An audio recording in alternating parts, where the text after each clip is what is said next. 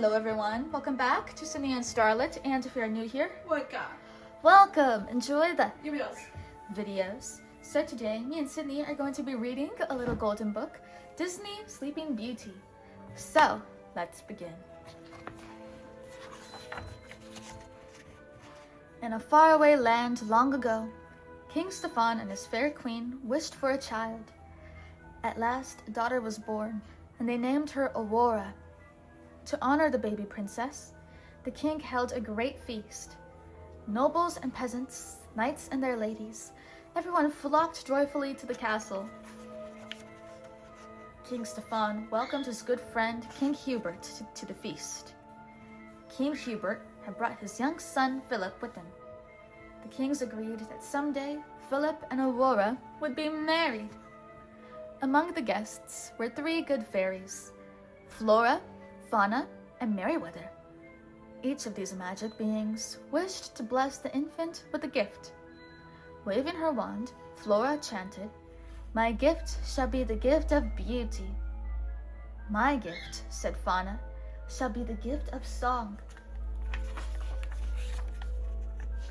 Merryweather's turn was next, but before she could speak, the castle doors flew open, lightning flashed, thunder rumbled, a tiny flame appeared and quickly grew into the form of the evil fairy Maleficent. Her pet black raven was perched on her shoulder. Maleficent was furious, for she hadn't been invited to the feast. Now she took revenge. "I too shall bestow a gift on the child," she said with a sneer. "The princess shall indeed grow in grace and beauty, but before the sun sets on her 16th birthday, she shall prick her finger on the spindle of a spinning wheel and die." With a cruel laugh, the evil fairy vanished. Everyone in the room was grief-stricken. But Merryweather still had a gift to give, and she tried to undo Maleficent's curse. She said to the infant, "If though this wicked witch's trick, a spindle should your finger prick, not in death, but just in sleep, the fateful prophecy you'll keep.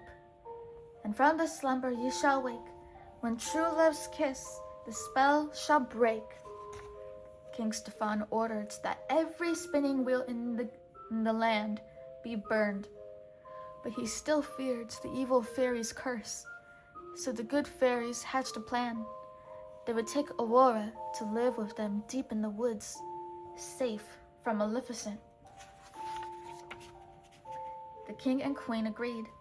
They watched with heavy hearts as the fairies hurried from the castle, carrying the baby princess. To guard their secret, the fairies disguised themselves as peasant women and changed Aurora's name to Briar Rose. The 3 years passed quickly. The years passed quickly, and Briar Rose grew into a beautiful young woman. At last, the princess reached her 16th birthday. Planning a surprise, the fairies sent her out to pick berries. Fauna baked a cake for her, while Flora and Merryweather sewed her a new gown. In a mossy glen, Briar Rose danced and sang with her friends, the birds and animals. She told them of her beautiful dream about meeting a tall, handsome stranger and falling in love.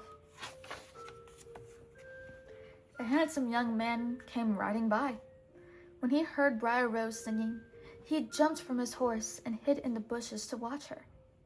Then he reached out to take her hand. Briar Rose was startled. "I didn't mean to frighten you," the young man said. "But don't you remember? We've met before." They had met, once upon a dream. Briar Rose felt very happy. She and her admirer gazed into each other's eyes. The young man didn't know she was Princess Aurora, and she didn't know he was Prince Philip, to whom she had been promised in marriage many years before. Back at the cottage, the fairies gave Briar Rose her birthday surprises. Then Briar Rose told them that she had fallen in love. "Oh no!" they cried. They told her the truth at last, that she was a princess betrothed at birth to a prince. Now it was time for her to return home. So poor Aurora was led away, longing for her handsome stranger. Maleficent's raven perched on the chimney of the cottage. Maleficent's raven perched on the chimney of the cottage had heard everything. It flew off to warn Maleficent that the princess was finally returning to her rightful home. Maleficent sped to the castle. There, using her evil powers, she lured Aurora to a high tower. In the tiny room, a spinning wheel suddenly appeared. "Touch the spindle," hissed Maleficent. "Touch it, I say!" The three good fairies rushed to the rescue, but they were too late. Aurora had touched the sharp spindle and instantly fallen into a deep sleep. Maleficent's cruel curse had come true. With a harsh laugh, the evil fairy vanished. The good fairies wept bitterly. "Poor King Stefan and the Queen," said Fauna. "They'll be heartbroken when they find out," said Merryweather. "They're not going to," said Flora. "We'll put them all to sleep until Briar Rose awakens." So the three fairies flew back and forth, casting a dreamlike spell over everyone in the castle. Meanwhile, Maleficent had captured Philip and chained him deep in her dungeon. But the fairies had other plans for him. Using their magic, they melted the chains. They armed the prince with the shield of virtue and the sword of truth. Then they sent him racing to the castle to awaken the princess. When the evil fairy saw Philip escaping, she hurled heavy boulders at him, but the brave prince rode on. When Philip reached Aurora's castle, Maleficent caused a forest of thorns to grow up all around it. Philip hacked the thorns aside with his powerful sword. In rage, the evil fairy soared to the top of the highest tower. There she changed into a monstrous dragon. "Now shall you deal with me, O prince," she shrieked. Maleficent breathed huge waves of flame. Philip ducked behind his sword shield, his strong shield. Thunder cracked, flames roared around him. The prince fought bravely. Guided by the good fairies, he flung his sword straight as an arrow. It buried itself deep in the dragon's evil heart, and the beast fell to its death. Maleficent was no more. Philip raced to the tower where his love lay sleeping. Gently he kissed her.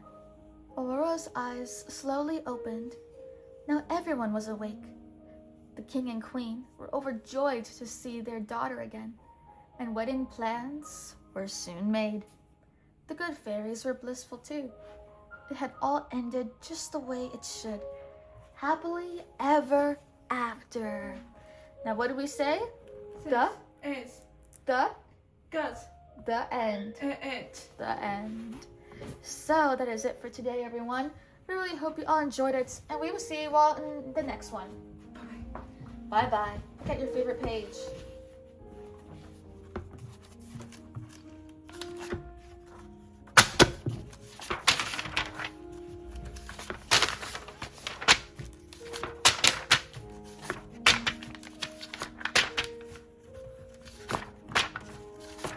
What's this? Maleficent. What's this?